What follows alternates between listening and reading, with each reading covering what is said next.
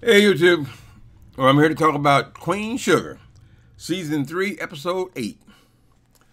Okay, so this first, it opens up with Mr. Prosper. Mr. Prosper has been given his eviction. I guess he got some kind of buyout, a little bit of money to move, but he has done nothing towards his move. He's confused, seems to be, he's confused in his mind, and he hasn't packed anything up. This is home, this is all he's ever known. I guess he's lived there 30, 40 years.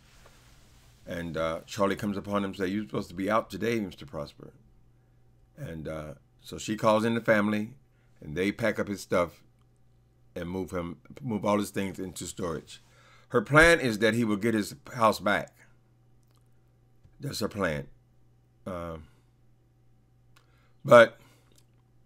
he's depressed, confused, overwhelmed. So not only does she pack up his stuff and move it to storage, Charlie offers him a place to stay. So Mr. Prosper moves in with Charlie and Micah. Okay?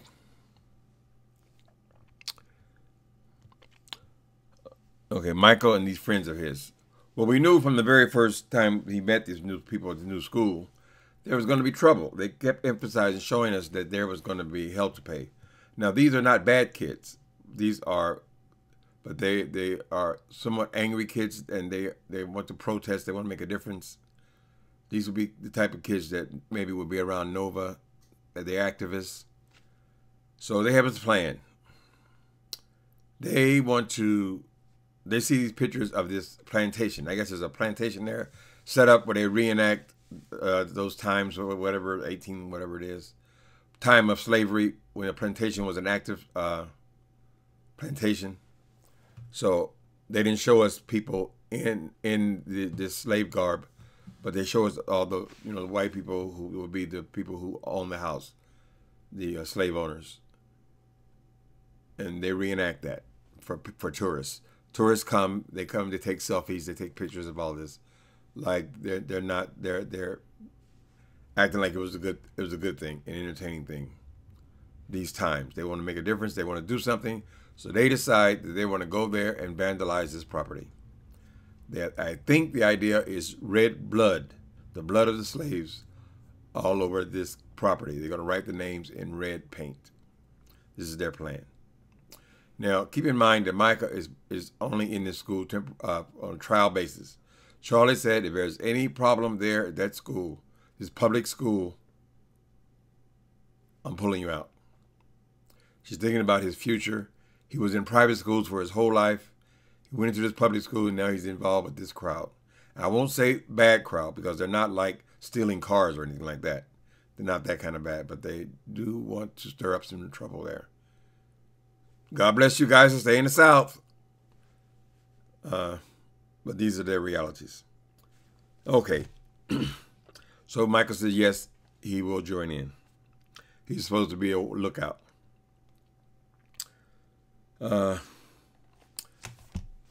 Sort of casually, Nova, then Vi and Charlie have discussed the fact that Nova has seen somebody. She has a mystery man. So Charlie asked her who she's been seeing. Nova, I hope the word is demurs. She won't answer the question. She won't say that she's seeing Remy. Now, we haven't seen a lot of them together, but we know there's something going on with Remy and Nova. It's not blatant in our face like it was with Charlie, but we all know that's not going to go well. Even though they did break up, Charlie's not going to receive another blow with these men. Well, okay. Darla has Ralph Angel into her house, right? Her parents, and we all kind of, at least I kind of wonder where Darla was getting all this money all of a sudden, to get a house and all that. I don't know. I assume it's a rental house, but it's a nice house, and she's fixed it up very nice. But she's made this beautiful room for Blue. And when Ralph Angel sees that, he immediately goes into this jealous mode. I like to call him old sourpuss. Okay, so he sees the room. I guess it's reasonable that he would be a little jealous. But then she brings it on him. Darla wants 50%, 50%, 50-50 time with her son. See, we're moving in that direction. The end conclusion is this boy needs to be with his mother. If the mother's alive, the mother's around, the mother's not on dope, it only makes sense that Blue would end up with his mother. She's moving in that direction, and he is resisting Ralph. Now, I'm not going to hate on him for that, because he had been taking care of the kid. He loved the kid as his own. But the bottom line is, it's not his own. So, I think it's a mistake the way they shun Darla. See, I'm Team Darla all the way. Now, I don't care what other people think. This girl has turned her life around. Yes, she has a past. She was on dope, and she did things to get dope. But let me tell you something. If your ass, whoever you are, listen to these words. If you get on dope, you'll do things that you never imagined doing either. Problem is, she got pregnant. She didn't know who the father was. Right? Okay. So, I'm Team Darla because she's doing everything she's supposed to do. She's become healthy in her mind, in her spirit. She's had challenges. She's had all this rejection from all these people there where she lives, and she has come through it without getting high. I think she's 2 or 3 years, maybe she's 3 years clean now at this point. I came from that. People throw you away. Oh, that's a dope fiend. No, it's not once a dope fiend, always a dope fiend. It's somebody who got hooked up in drugs. And if you get off drugs, you're no longer a dope fiend. It's just part of your past. Men, judgmental, they don't sell their ass because nobody wants it. They want women. That's where women end up usually selling their body. And men end up in prison like he did for various other hustles and other crimes. It's just part of blaming on the dope. But Ralph can't handle it. He can't handle too much. So their relationship, there's no possibility of that coming back together. I wouldn't want it to come back together. I think it would be the worst thing for her, because this boy lives in a constant depressed state. He has a reaction to everything around him. Anyway, he loves Blue, and he sees Blue slipping away from him. Bound to happen, in my opinion. All right, so Vi's. We talked last week about Vi has this plan. She's uncomfortable with just making pies and making 40% on her pies, and the company who is promoting them, who is displaying them, who is selling them, gets 60%. Didn't seem like that bad a deal to me. I don't know if she thinks they will just give her all the money. Of course, they're in the business as well. And I do like this business partner of hers. Now, I wrote his name down this time. What is that dude's name? Well, I'm not going to spend all this. Oh, Rawlings. Mr. Rawlings. Rawlings. Okay, this guy seems sincere. I hope he's not going to turn out the way they're trying to rip her off in any other way. He seems like just a good person who saw an opportunity there with her.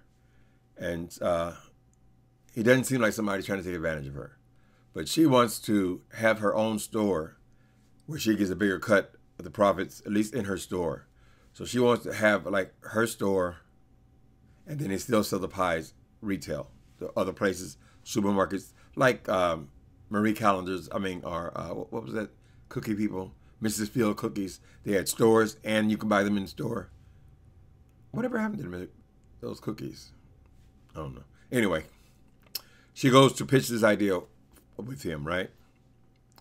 Where they get her going in the store as part of the deal. She goes to pitch it, and she starts having kind of a breakdown in front of him. She's trying to tell the story, but she gets sick right in front of him. This lupus. He recognizes that she's ill. She says, can we just cancel this appointment for now? I'm not feeling well. And he takes her home. Later on, she tells him about her lupus. She was diagnosed with lupus a year ago. His reaction is he feels sorry for her, but instantly he's less interested in her expanding her business. I don't see any malice in that. And Vi needs to get real about her illness. I mean, she's 60. She's got lupus. but she's very ambitious, and this is her opportunity.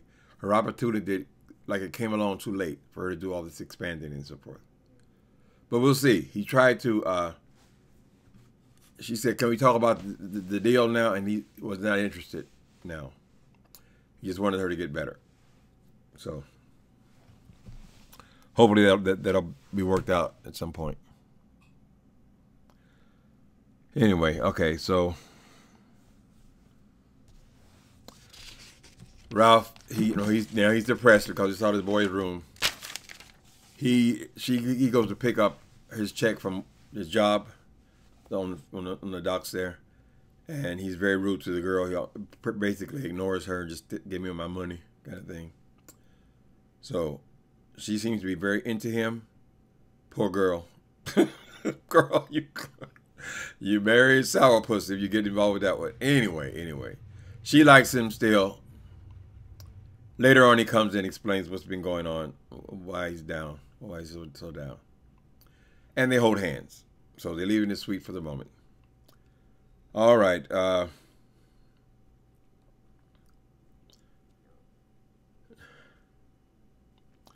Okay, Nova, I wasn't exactly clear about what Nova discovered, but she's discovered something about the land. First she said, well, the land, the story they gave seemed like it was real. She told Charlie that. Then she came back, she got more information, she researched it and found out that, okay, there's probably nothing wrong with the land at all. And the truth of the matter is, Landry's want all the land back because they want to build this jail. As I expressed last week, there must have been one hell of a jail. I mean, farm, you're talking about acreage and acreage and acreage of land. I don't know what kind of jail that would be that would need that much land. That would need also the Barlow's land. So far, the Landrys haven't made a play for their farm, but they've made a play for everyone else's farm around them because they own it all, and they're all under leases. So they're closing in.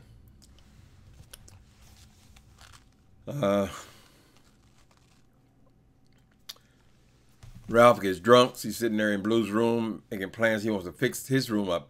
He wants to fix Blue's room up like Darla did. Well, Ralph, you don't buy abilities and talents. Blue's room is just the color of a can of paint, man. It was the difference. He had a nice bed. He got a little race car bed and stuff. It's a beautiful old house, with those clapboards. I love that house.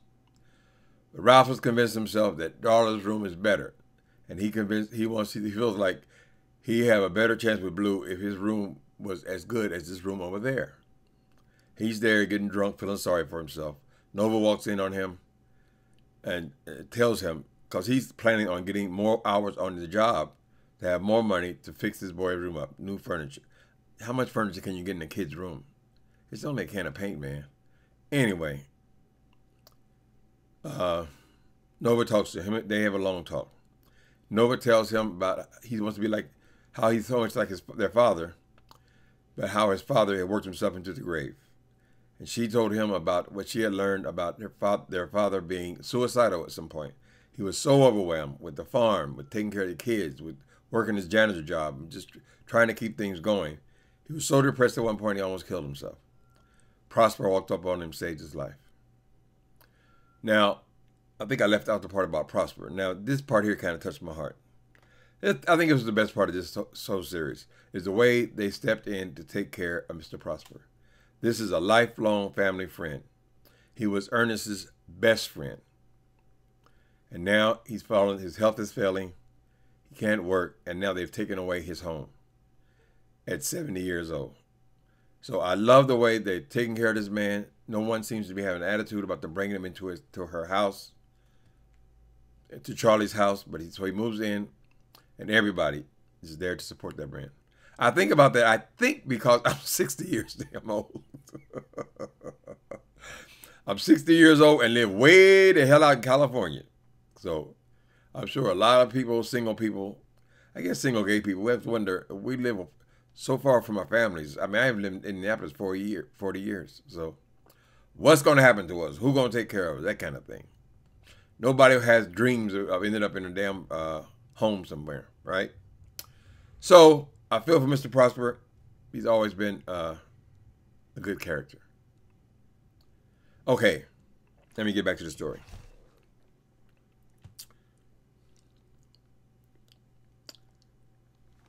Okay, so the last thing we see is that Ralph goes back to the girl. They're sitting out by the water, and I think I mentioned it already. They hold hands, and that's kind of where they left it. So it's a good episode. I enjoyed it. I enjoyed it. I don't know how close we are to the finale of this season. Oh, I just regret these dry periods. But I think Greenleaf comes on right after that, so I'm looking forward to that as well. All right, guys. Happy Thursday.